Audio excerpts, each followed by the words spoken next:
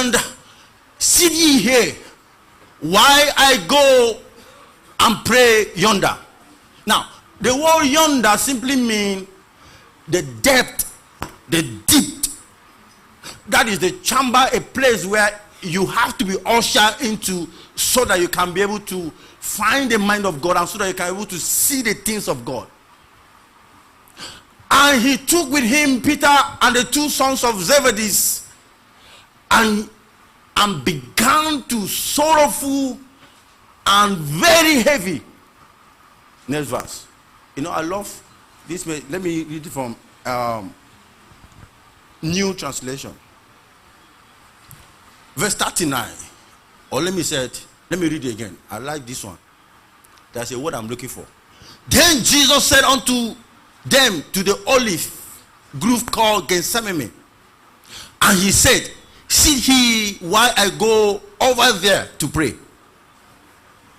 He took Peter and Zebedee's two sons, James, John, and he began anguish and distress, and he told them, my soul is what?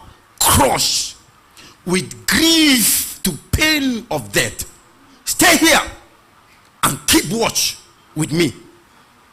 Verse 39.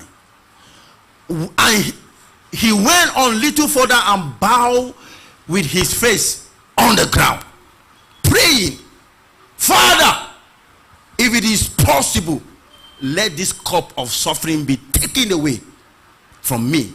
Yet I want your will be done, not mine. Verse 40. Then he returned to the disciples and found them sleeping. He said to Peter, could not you watch with me even 1 hour?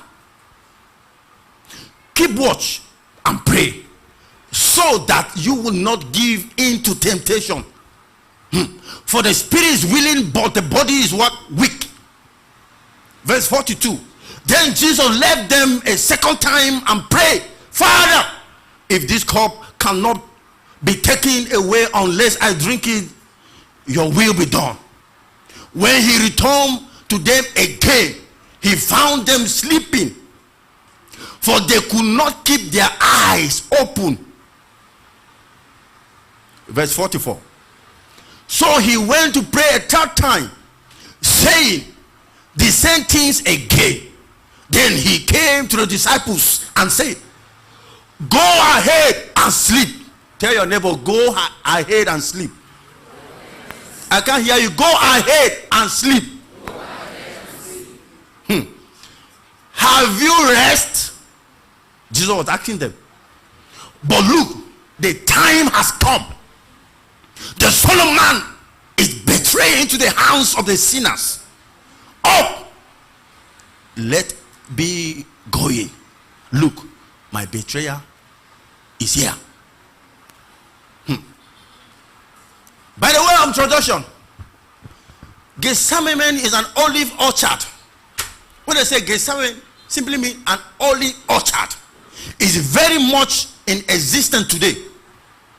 I have to begin to take a study to realize and know what the meaning of Gethsemane simply means. And it's an olive orchard. And during the time I went to Gombe, only Gombe state has what they call federal horticulture. And I went and did diploma there. And I take a tour on Gethsemane, that is the olive orchard. Do you know something? Olive tree never die. They don't die. So what Jesus was trying to make us understand from this scripture is that when they say pray, prayer will not kill you. When they say fast, fasting will not kill you. Meanwhile, he said, and in those days, Titus was the one, his army came and cut down the olive tree. They thought by cutting down the olive tree he would die. Do you know what it means? It simply means that Jesus was killed. The devil thought that by killing him, he would resurrected. But Jesus came back to life. And Titus' army destroyed all the trees. They cut it down, destroyed it. but they did not remove the root.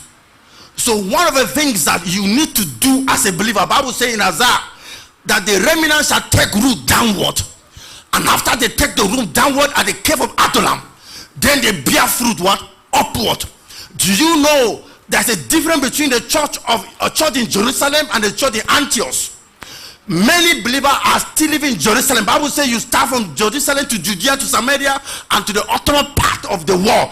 It simply means that the church in Jerusalem are different with the church in Antioch.